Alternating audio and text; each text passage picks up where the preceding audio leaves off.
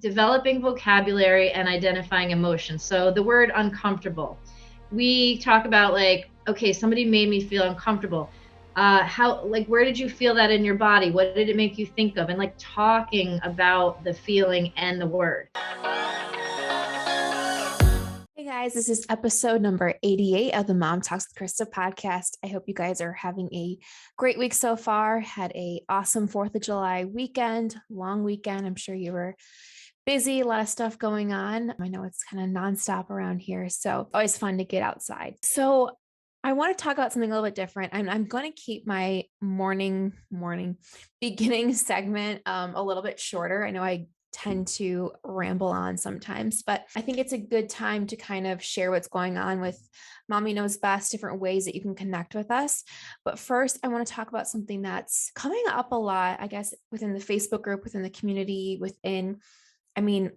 motherhood pages in general, right? So something that I feel like cannot be said enough is that having a different perspective or opinion does not equal mom shaming. So I think a lot of times we have this defense mechanism where if someone tells us they do something differently than us, we immediately hear, you're wrong, you're wrong, you're wrong. And whether that someone has in the past told us we're wrong, or we are kind of like unsure of our choice, or maybe we just started this new journey or new direction. And so we're kind of feeling like, oh, okay, I don't know about this. Whatever it is, we have this way of when someone says, well, I choose to parent this way because of, my experience, because of this or whatever, we take it as a shame, a direct shame towards us. And especially with the craziness of the world, we see a lot of it in the Facebook group. And I want to just remind you that we can encourage and support other moms that parent differently than us. It's something we all know, but it needs to be said and reminded to ourselves that the way you parent and the way someone else parents, they can be two coinciding like roads. They don't need to be ranked against each other. Like, oh, she does this, you do this. So you're kind of down here, she's up here. That's not really how parenting works. That's not how life works. If I choose to do this for my profession and you choose that, it doesn't mean I'm better or you're better. They're just different. And so I think it's really important that maybe when we feel a certain way, like maybe when we see a post and we're like, "Ooh, that kind of triggers something in me." Instead of lashing out at that person, kind of asking ourselves, "Why do I feel this way? Was someone shaming me before? So now I feel like I have to stand up even stronger. Does it bother me because I wanted to do that and I couldn't?" Whatever it is, ask yourself. Because, and this is coming from someone that is not, I don't like conflict. I don't do conflict very well. So whether or not I'm the right person to give advice on this or not remains to be seen. But my advice is, or my thought is, if you actually want to address something, online is not the place to do it. And addressing the way someone chooses to parent, probably not a good thing. Even in cases where you feel like you are being mom shamed, ask yourself, are they actually shaming me, or do they just do things differently than me? And then we can just make peace with it and be like, cool, well, they don't know my full experience. They don't know my family. They don't know everything that I've been through or whatever. So this is why I chose this direction. And just be confident in that. Know that you know what's best for your family. And I know it's hard. It's easier said than done for sure. But I just don't see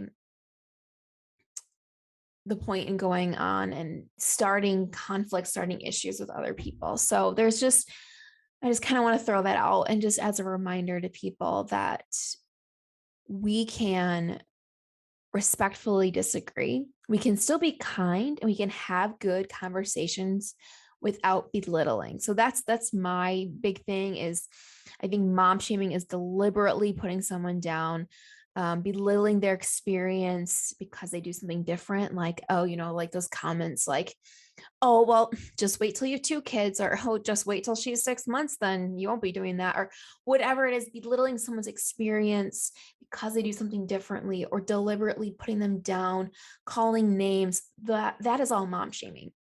There's also, obviously the sneakier ones, but we can encourage and we can support moms that do things differently than us. And we can be respectful in those discussions. So that's my soapbox. That's all I'm going to say. The important thing with mom communities is that we are a community.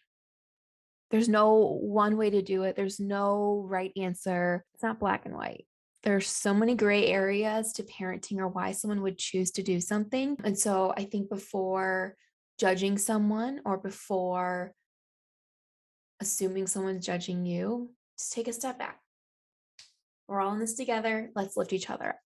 All right, that's all I got. I could go on forever, but I'll stop. Okay, we have our awesome interview with Kimberly King today. I'm going to get to that shortly. She is an author of the book I Said No. It's a book about consent and keeping private parts private.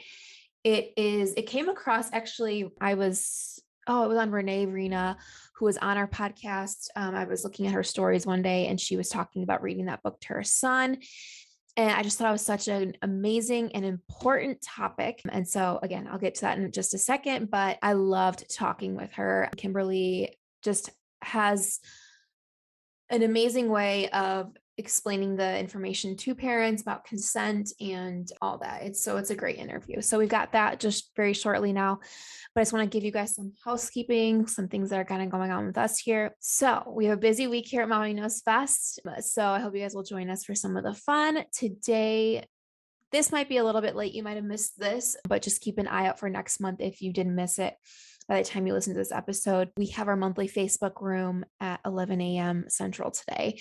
And today we're talking about tips for when times get tough, ways to cope and all that good stuff. And this is going to be in our Facebook room. So if you're not a part of our Facebook room yet, we have 28,000 moms, almost 29,000. And the link is in the bio. So you can go ahead and join us there. We've got lots of good stuff. We do regular giveaways, new member giveaways, highlights, discussions, regular prompts just to kind of talk to each other and all that good stuff. And then tomorrow is our biweekly Peanut Pod. That is through the Peanut app, and the Peanut Pod's just through your phone. So you don't need to have a camera on or anything. You could be listening wherever you're at. That's the first and third Thursday of every month from 1 p.m. Central. And this week we're going to talk about steps to self-compassion, because it's so important, especially in this motherhood community, to have compassion for yourself. Give yourself grace. So we're going to be talking about that. Then that is tomorrow is July 6th. We're going to be doing it tomorrow. And then the next one will be the 21st. And if you guys want updates, like regular updates for things going on, join our email list. The link is also in the show notes. Through our email list, you're going to get tip emails. You're going to get product launches and product highlights. This is big because if you're a part of our launch list, you're going to know when products are coming out first before anyone else, guys. And this might be a little, I don't even know if I'm supposed to say this, but we have something coming out very soon that I haven't told anyone about. So if you're listening, get on that list. And we have our monthly newsletter, which is really important because we highlight some amazing women. I always highlight someone in the Facebook group. I highlight someone in our mom community. That could be someone, in the Instagram world that we've kind of follow, one of our ambassadors. Sometimes it's an expert that we have on our page. So you got to check out that. We also have different things in the news related to moms and parenting as well. So we got that for you. Don't forget to join our list. Okay, upcoming interviews. Okay, last week was my interview with Jenna Kutcher. I hope you saw it. If not, go back and watch it. I mean, if you guys have been listening to these, you've probably heard me enough talk about Jenna Kutcher, but it was just awesome talking with her. And it was a dream because she had just encouraged me for so long. In fact, when we signed off or when we stopped recording, she was like, she was so sweet and so real. And she's like, is there any other way I can support you or help you? And of course, it was that moment where I was like, oh gosh, I didn't have a question prepared. And then I honestly started crying and I was just like, you know what? You don't realize how much you've already supported me just in my life, in business, in general. And so I just thanked her. Her book came out last week, and it may or may not be on my front porch as I'm recording this right now. Dates are confusing when you're recording because you're trying to think of when this comes out. But by the time this comes out, hopefully I'd already have read it. And then next week we have Ashley Now on the podcast from Get Mom Strong, talking all about postpartum fitness. She is just an expert in her area. If you have questions about staying active during pregnancy, how to keep your body strong during pregnancy and postpartum, she is your girl. She is so knowledgeable. So we got that for coming for you next week. All right. Like I always say, I could talk forever, so I'm going to just cut myself off. Here is our interview with Kimberly King, author of I Said No. Enjoy. Hi, guys. On today's episode, I have Kimberly King, who's a body safety educator and the author of the book I Said No, a kid-to-kid guide for consent and body safety. We cover a lot of amazing topics that are so important, and she talks about when and how to teach consent to your children. This is an episode you won't want to miss, as it's so important and it can be such a scary topic, but she does a great way of showing how you can tiptoe in a safe way, and also teaching how you can be a safe space for your kids, that they can come to you if they ever feel uncomfortable or unsure about a situation. So without further ado, here's my interview with Kimberly King. Enjoy. Before we kind of get started, can you just tell everyone what you do, who you are, and we'll kind of go from there? So my name is Kimberly King. I am a body safety educator and sexual abuse prevention expert.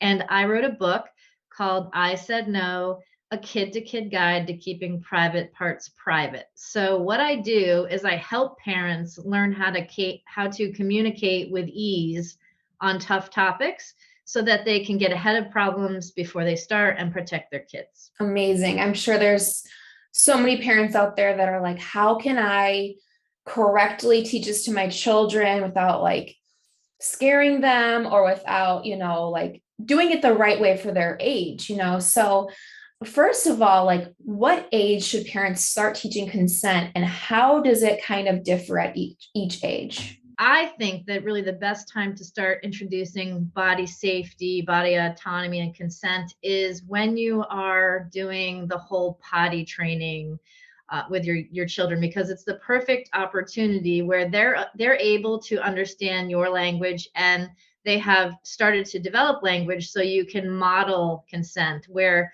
maybe if you're changing a diaper, you might say, okay, honey, I'm gonna help you with I'm gonna change your diaper, and I'm gonna help wipe you, and then model how a correct diaper change is done. Like, zip, zip, you're clean, you're done, and move on.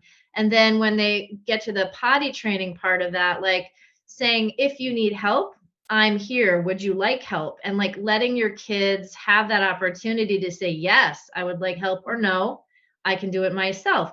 And if they do, kids when they're 2 and 3, potty training can get messy, right? And a lot of kids do just want to do it themselves. So you have to give them a little space to, have some mistakes and make a little mess here and there. But what's important is just providing that clarity that you are able to help if they need your help and if they want your help. And then the same thing can apply with like bath time.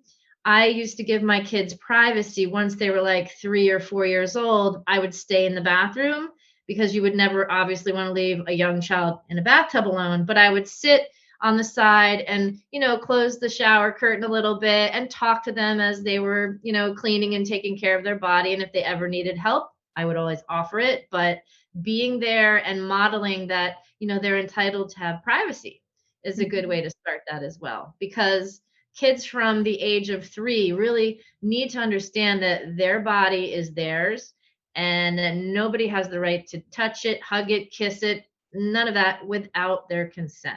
Awesome. I love that kind of, you show at each age there's like different ways, and starting younger is better, because then if like all of a sudden you're like, oh no, this, like you need privacy, it's gonna be hard for them to like learn it or learn consent if they're not kind of learning it at a younger age, as they kind of right. The other thing that I think kids really pick up on too is with parents. So when you're in the house and you want to give your husband a hug, you don't obviously need consent to give your husband a hug, because if you're a hugger, right? But you can model that and you can say, hey, honey, can I have a hug? And then have him say, yeah, sure. Thank you for asking. Just little things like that. Modeling the appropriate behavior also help. Yeah, that's amazing because then, if they go to school and like a teacher just comes up and hugs them versus like, hey, can I give you a hug today? Or you see a lot of like videos now where teachers have different ways of like, okay, do you want a high five or do you want a fist bump Yes. or you just want to walk in? And I think that's definitely a move in the right direction. Absolutely. I know exactly what you're talking about. There's one video of a teacher who's got like a little sign, and if the child hits the top, they get a hug. If it's the middle, they get like a fist bump. And if it's the bottom, they get like a happy dance. I love that. Just giving kids choices is so empowering. Yeah, that's amazing. And so what should we do? So I guess first kind of like at a certain age, teaching them like if someone makes you feel uncomfortable. So how do we teach children to come to us, or how can they come to us if, they're at maybe a kid's birthday party or wherever they're at and someone makes them Right. feel uncomfortable? That's a really good question. So for me, I like to start parents off by saying we have to really work on helping our kids identify their feelings. And so you can do that in a daily practice where, when your child comes home from school, we always ask, how was your day? Fine. Blah, blah, blah. It's always like fine or good. But maybe changing that a little bit, flipping it and saying, so tell me what was the best part of your day. You'll get a different answer. Mhm. Tell me if anybody got in trouble at school today. Tell me if anybody was super kind to you today. Did anybody make you feel upset or sad? And so, like, having different conversations that are open ended versus like just yes, no, good, fine. That's really important. And then going from that, like, developing vocabulary and identifying emotions. So, the word uncomfortable, we talk about like, okay, somebody made me feel uncomfortable. How, like, where did you feel that in your body? What did it make you think of? And like talking about the feeling and the word.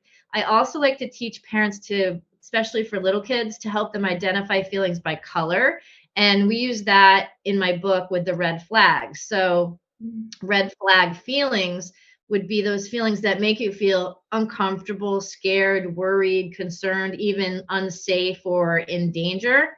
And then green flag feelings would be, when your kids are happy, when somebody's kind, when they feel excited or joyous, or those types of feelings. Those are green flag feelings. So sometimes kids, in a situation, they might just have an easier time of saying to you, hey, mom, I had a red flag feeling. And then they can tell you about it. It's just another way to connect with your child and have like an aid, like a visual aid in Mhm. that connection.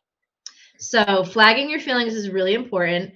And then teaching your kids that they're the boss of their body. Like we said, nobody can touch them unless they have consent and permission. And that private parts have special rules. So I like to teach parents and kids that the private parts are those parts of the body that are like under their bathing suit. And they have special rules. If anybody tries to touch, look at, tickle, or play games with your child's private parts, or somebody else asks them to do the same, that would raise a red flag. I have a red flag. So that would raise, like the association color of red. And you train your kids that if they raise a red flag, they need to go and find a safe adult for help, to report that feeling, to report that problem or incident. And safe adults are those people that your kids know, will be there for them no matter what. So you have to establish safe adults. And there's a whole different procedure for doing that. And then also secrets. Teach your kids from a very young age that secrets are not okay. They're just too confusing for kids in general. And predators use like secrets as testing to see if your kids are going to keep bigger secrets, and then that gets into a whole another story. So Mhm. that's where you start. I love that it's really empowering to them to check in with themselves, like starting with emotions, like how did you feel today? What was the most exciting part of your day? Because it's really having them check in instead of like you were saying, like kind of the auto response of good, fine, Yeah. and kind of being like, that's my day. That's how it was, instead of, okay, how did you actually feel? Because I think it's so important that, kids are getting more in tune with their emotions, understanding how certain things make them feel. So Yeah. I love that you kind of Exactly. start with that. Yeah, and so that grows with them. So if you have these open communications with your child, they'll feel comfortable because they know they can trust you with the good and the bad. So ideally, every child is going to make a mistake. We have social media, we have, all sorts of, puberty issues going on. Children get older, they make big mistakes. You want your kids, by the time they're in their tweens or preteens, to be able to come with you with the mistake and say, Mom, I made a mistake and I need your help, versus, in their head, they're like, oh my God, I made the mistake, I can't tell anybody, I'm so embarrassed, Mom's going to kill me. You Mhm. got to change that script, because that is what kids need to survive in this world today. They need safe adults who don't judge and who will help. Yeah. Yeah, I love that about trusting and knowing that you are their safe place. So no matter if it's something good or bad, they can come to you with no judgment and be there to help them along in the next kind of process, next step kind of thing. Right. Yep. So what's the number one thing? Because I'm sure, there's a lot of parents listening that are trying to take note of, a lot of different things, but what's the number one thing that all parents should know about teaching body safety, boundaries, and consent? So the most important thing I think about the entire topic is that empowering your children and your family with body safety skills and strategies literally will protect them, because predators are looking for kids and families that are easy targets, that know nothing about this, because then they can start grooming and develop a relationship with the child and the family, and then they'll get access to your child, and then you have a situation. So empowering your family with these skills absolutely protects kids, because abusers want to get away with this stuff. They don't want to get caught. So if your child is 5 and their baseball coach says, you know what, let's go get an ice cream, don't tell your mom. If you and your family are well versed in this stuff, your child will go, don't tell mom, that's a secret, red flag, not going. Like, you can practice this stuff over and over and over again, and parents can learn not to put their kids in particular risky situations. So literally, a parent with this knowledge can protect their child during their entire life with these skills. That's the most important thing. And more parents need to know about this stuff. So if you learn body safety, if you read a body safety book, why not just tell your friend? You can create a ripple effect. You can tell everybody that you're talking about body safety. That also protects your kids. Yeah. Sharing the situation with them, as many adults as you can. Amazing. Yeah. Because I think too, it's like, yeah, it's like that ripple effect that you're talking about. If you start teaching your kids, then it's going to be, then your friend can teach their, it's going to kind of keep going and create this like positive force. I was going to say, the other thing that's important is that many parents are fearful over this topic. They are scared to death over this topic, because all you see in the news is like, sexual abuse scandal at a camp, the church, the Baptist, it's nonstop. And so sometimes parents freeze and just don't do it. And I'm here to help parents understand that it really is easy to do if you start it early and you're simple and factual and calm. It's easy to do. hmm And I'm sure like after a while too, it becomes like second nature to you and the kids because it's when you the way you're saying it right now, it's like so like it's easy to understand, it's easy to do. But I get what you mean though too. It's like a scary thing to a lot of parents to be like, okay, like because Yeah, you hear this big thing like, okay, I will right, protect them, and right. yeah. And then a lot of parents, are survivors of sexual assault, or sexual abuse. The statistics are overwhelming. So as parents, we may have these attachments and baggage related to the topic. So that's another hurdle you have to get over. Yeah, it definitely makes sense. And so you talked earlier about red flags. So what are the 7 red flags of grooming? And I've seen you talk about this before. Grooming is basically like a series of behaviors that a predator will use or try to use on your family, on your child. So one of the first things is that the secrets, the testing of secrets. Like an adult who asks your child to keep a secret, that is a red flag. Okay.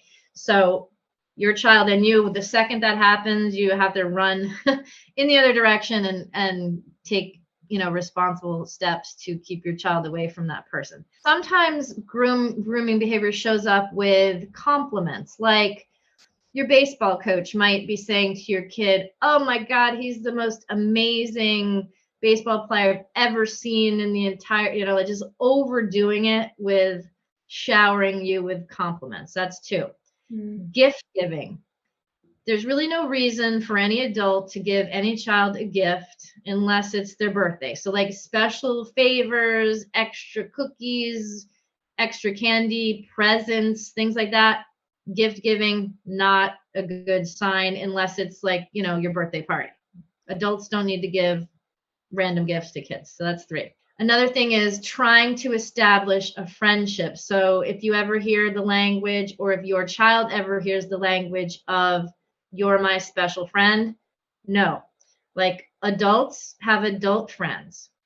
Kids have kid friends. There is absolutely no reason for an adult to claim they are their special friend.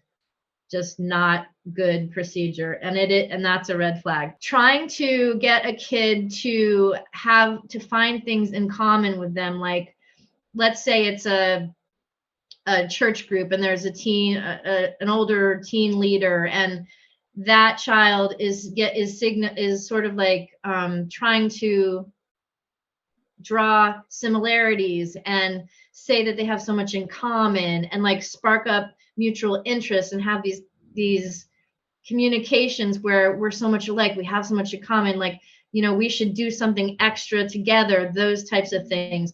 That's a bit of a red flag too. And then depression and anxiety, when an adult or an older child tries to connect with your child and tries to like support their depression and like almost turn the child against the family, like, "Oh, nobody knows how you feel except me. Your parents don't know the real you. You're different. I'm different. We can talk. You can tell me anything." And like trying to isolate that child from their support networks, not good. Huge red flag. And then if we move a little bit into the online space where there is a lot of grooming now, any stranger, and usually sexual abuse comes, from that primary circle of the people we know. Like 90% of sexual abusers are people we already know and trust. But then with the online risk, with social media, with all these apps on Instagram and Snapchat and everywhere, children can get messages and develop relationships with other children who they think are children. So they start communicating with strangers. So a red flag is communicating with anybody online that you don't know. And there's really no way to verify that a person is who they say they are. There's like age changing apps where I can make myself look like a sixth grader in 5 minutes. So focusing on online safety, parents really have to get on that one.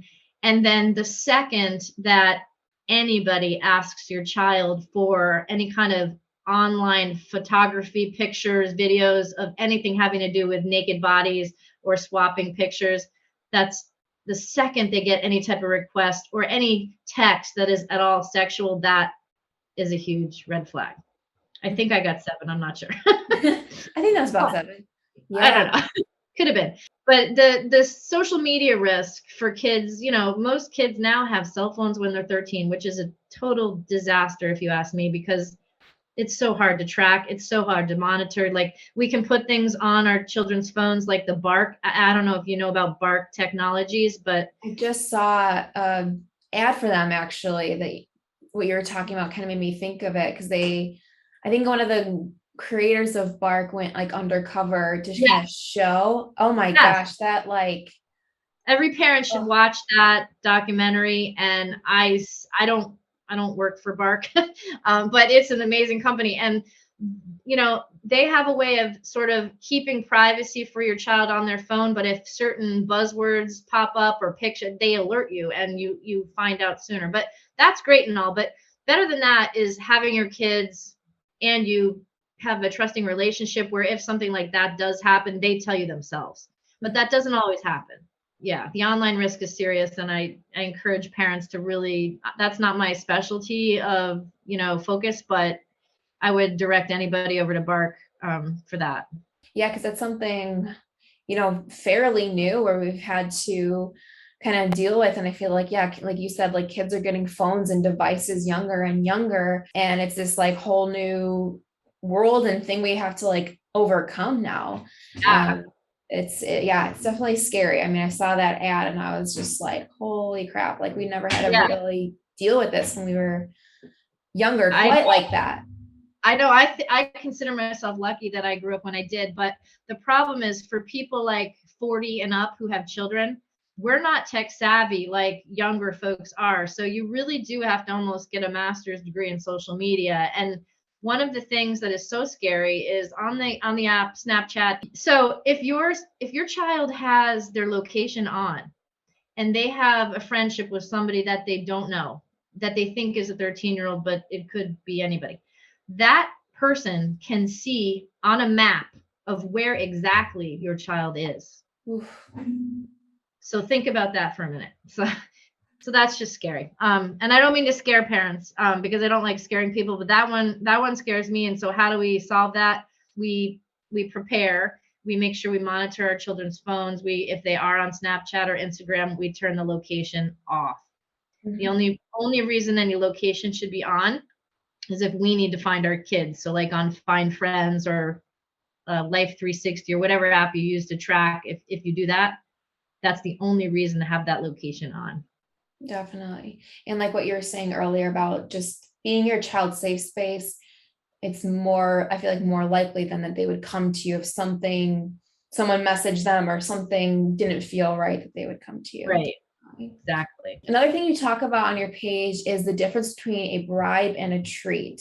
So for those listening, can you kind of describe what the differences are and then how children, or how you can kind of teach children to come to you if this happens? That is a tricky one. It's hard to explain because as parents, we all kind of do a little bit of bribing. Like, okay, if you clean your room, you can, it's like if you clean your room, then you can go out and play. If you do a good job on your homework, then you can have a cupcake, whatever. So for me, I put it in the context of like the classroom. So a teacher, you're supposed to be in school doing your work. And when a teacher sees you doing a good job on your writing assignment, she may give you a sticker or she may give you verbal praise. And that's appropriate because you're supposed to be doing that in that setting. And you're not doing anything that is wrong or feels uncomfortable or is a red flag. But a bribe is when somebody tries to make you do something that you feel uncomfortable about, that is probably wrong, and it is something that you would not normally do. And when it comes to private parts, I call them red flag bribes. If somebody tries to bribe you to do something with a private part, then you would, think about, okay, this is a red flag. I'm feeling uncomfortable. This is a body boundary violation, and I'm going to tell my safe adult. Mm-hmm. So that's the distinguishing factor. So I say, like, parents might give treats, just normal everyday living. Teachers give rewards, stickers for doing a good job. But in the context of what we're talking about, when it starts to feel uncomfortable, unsafe, and wrong, it's a red flag bribe. All right. Awesome. I hope okay. Yeah. No, yeah, that definitely made sense. That's good to know. There's a visual if your viewers go to YouTube and type in red flag secrets, there's a video that talks about secrets and bribes. Mm-hmm. And it's a little animated thing for kids. So that might be a good resource. Awesome. Yeah. As you're kind of saying that, like, I always remember, like, in our neighborhood growing up, we always had this woman come in and she would have like candy and stuff. And she always would say like, don't tell your parents. And I remember our parents ended up telling us like, don't take candy, because it would make all the parents kind of nervous because she would just kind of come in by herself on her bike and just be like, here you go. Don't tell your parents I've got candy. And it was just Oh, kind of this like, yeah, this ah, kind of like odd thing that I kind of like forgot about. But so, to some kids, you might be like, oh, well, she's just giving us candy. It's a nice little treat. And, but if we kind of teach our kids ahead of time, like, okay, we're not going to take something, it's a stranger, we don't really know who they are or anything like that. Definitely be a little right. more clear. So let's talk about, you talked about your book a little bit earlier, but let's talk about your book. It's called I Said No. What can parents find in it, and what kind of ages do you recommend that parents start reading it to their kids? So it is really perfect for like a 5 to 8 year old. It talks about like what the body parts are, the correct anatomically correct names. It goes into a doctor visit scenario about how when you go to the doctor for a checkup, even the doctor has to ask for consent, and you and your parents need to give it. So the doctor cannot just do whatever they want. You have to give consent, and another person should always be in the room. So we get into that in the beginning. Then we talk about the body safety in regards to the private parts and the private part rules, like we mentioned. Then we go into a little bit of what if scenarios, which is giving your kids situations that they might actually encounter at school, on the bus, at a play date, and how they need to think through them and solve their problems and create what I call exit strategies. So an example would be like, okay, I'm at my friend's house, and his older brother came in and we were on the computer and he showed us a naked video. Okay, so what would we think? What would we say? What would we do? So then you talk through these points with your child. You come up with your own ideas. Okay, so if you saw that video, what would you think? Oh, I would think that I'm seeing something that I shouldn't. That's a red flag. What would you say? No, I don't want to watch this video. I'm going to, not for me. And then what would you do? You would go tell a safe adult what's happening with the video. So it trains them in the art of rehearsal, because children learn through rehearsing ideas. But this is different than just memorizing, because when kids come up with these solutions on their own, they're more likely to remember them. So that's a big chunk of the book. And then also we've got a little bit about safe adults. We've got a whole section on telling and why, no matter if you liked it, no matter if it felt good, no matter if it happened 5 years ago or whatever, it doesn't matter. Sexual abuse is never a child's fault. So please tell.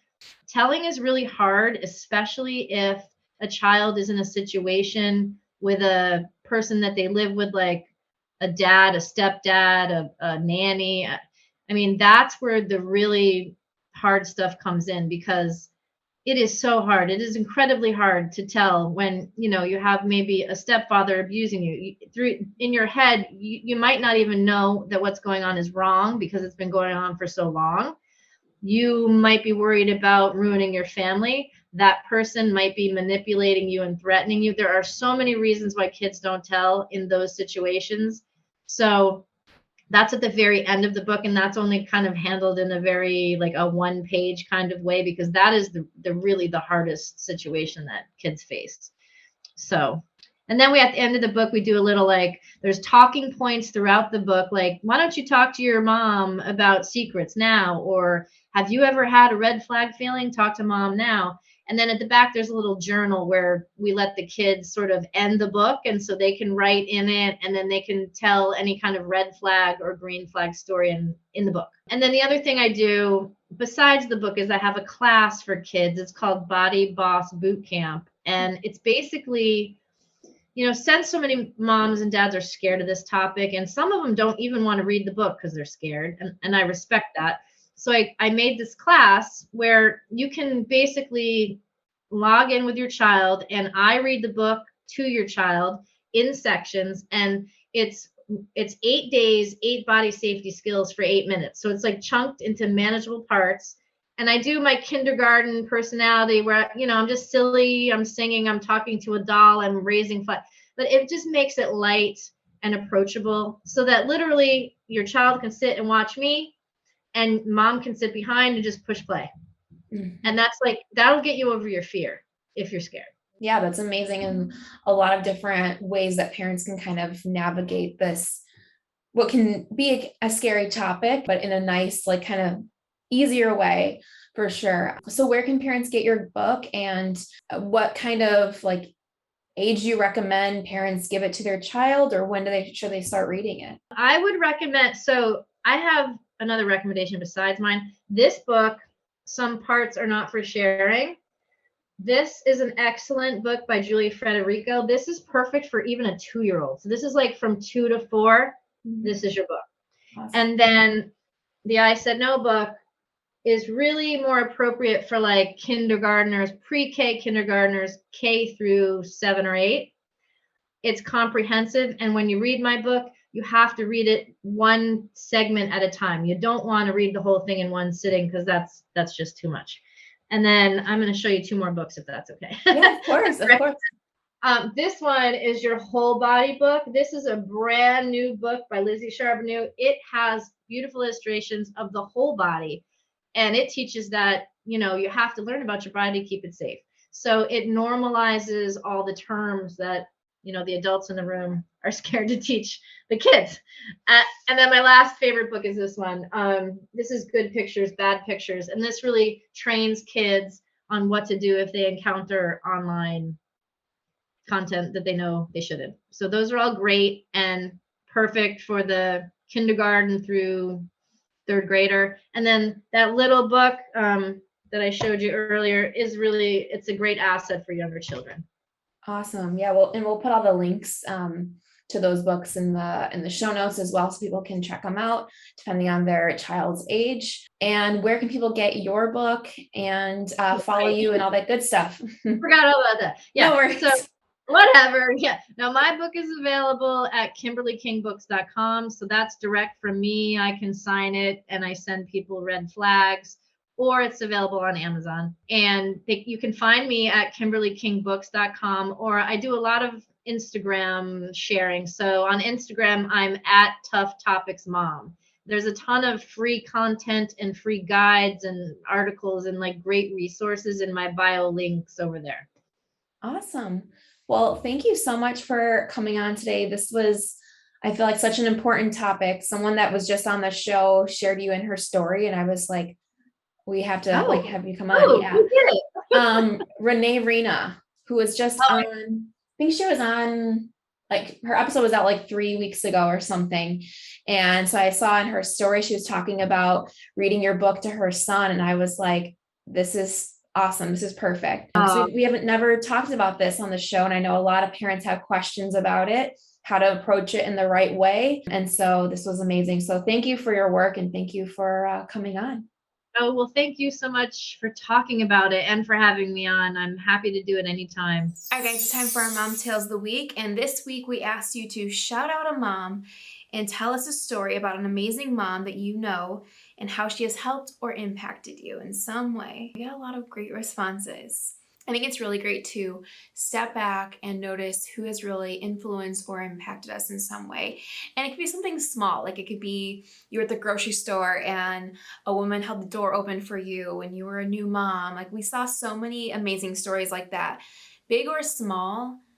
Sometimes the smallest gestures make the biggest difference. So kind of ask yourself today when you're listening to these, like, who has impacted you? Who are those people that you remember along the way that made your motherhood journey easier or just more meaningful? So that's kind of what we're talking about today. All right, as I get my camera resituated. Okay, number 1, Tara. My mother-in-law has impacted me. She raised 6 kids on 1 income, homeschooled and breastfed them all. I knew this was a similar lifestyle to what I wanted as a mom. My own mother is special to me too, because growing up, she was once working 3 jobs while my dad was laid off for work. It really impacts me now as a mom because I realize how much sacrifice moms make to make things possible for their children.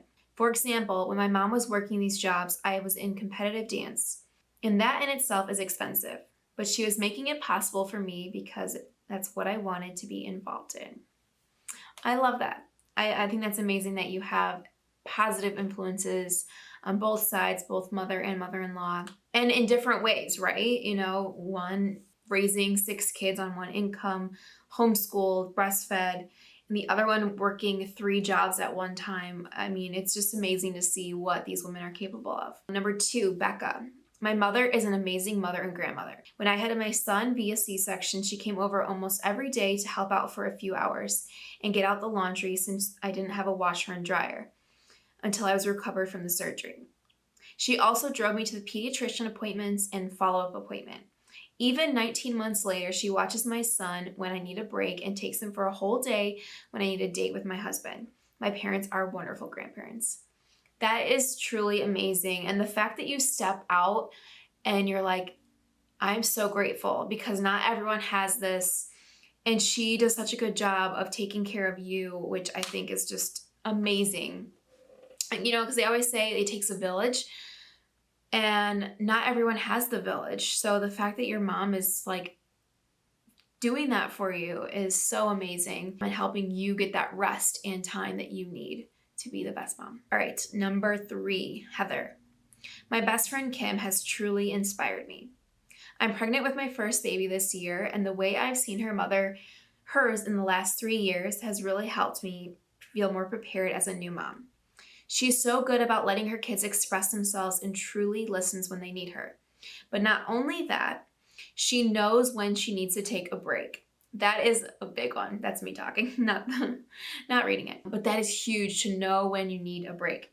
She'll call me up to vent, and it's really put ease on me knowing I'll have her in the same ways. This goes back to knowing your village or having a village. If you have a friend like that you can count on, someone to rely on, then you guys can work together. You know, when things are tough or you both have bad days, you can call each other and vent or just, you know, talk about anything to kind of get your mind off things too. I think that's so powerful. Friendships are so powerful. So if you find a good one, hold on to it. Number 4, Masayo. My mother made me realize that the childhood experiences are very effective throughout your adulthood. I'm lucky enough to realize it and correct my inner self and have sympathy for iniquity. It's not all her fault, but she might have never had the opportunity to learn what's missing in her life and didn't know how to make herself happy. I love that realization. That's such a deep, first of all, like props to Masayo. That is such a deep response. And I love that as someone that's like been in therapy and I love self-improvement.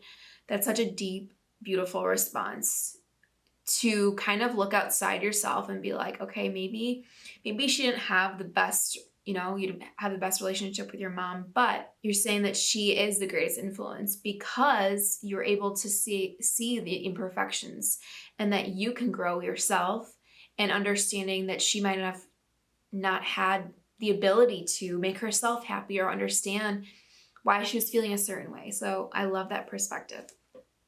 I don't know if my response made as much sense as hers did. So just listen to hers again if that made more sense. Number 6, Vicky, my best friend Sam. She actually saved my life when I was thinking of suicide. Because a lot of problems in my life. That goes back to good community and good friends. Feeling like you're not alone and expressing that and saying, hey, I'm feeling this way. What can I do? And knowing that you have someone that's going to listen. And if you don't, find a therapist, find a community, because it's so important that we don't feel alone or when we are in those moments that we have someone to talk to. Because here's the thing, you can feel very, very alone, but someone has either been through it or is currently going through it. And so you sharing how you feel with someone is going to allow that connection so much deeper. Number 7, Megan. My mother, because she raised me as a single mom and did everything from cook to sew dance costumes and prom dresses to fix toilets and tear out wall and salt floors. My friends call her Bob Villa meets Martha Stewart. Basically, she taught me that women can do anything they want to do. I love that, and I think that's so amazing. And you are probably just as amazing and strong as your mom because you are willing to do and try anything. So good on you. That's amazing. I love that story. Number 8, Sarah. My mom and grandma. They've always been there for me, raised me well, taught me what I needed to know to make it somewhere in life. I hope to be like them someday. I love that. Short and sweet. Number 9, MJ.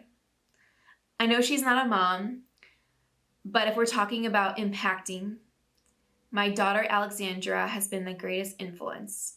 She has really impacted me. And when she and I are together, it's as if everything is new again. It gives me a whole new perspective on life and journey and my ability. I think that's so beautiful. I love that. And think outside the box. I love it because it's essentially about who has impacted you the most as a mother. And you being able to watch her explore life for the first time gives life a whole new meaning, right? And so I think that's a beautiful, beautiful view. All right, guys, that's all of the responses I have for this week. A reminder, we do these every single week. I usually post them on Fridays in our Facebook group and on social media. So thanks to everyone that shared and was vulnerable sharing their responses. This was a cool one, but we got a lot of fun ones coming for you guys very soon. All right, I'll see you guys next week.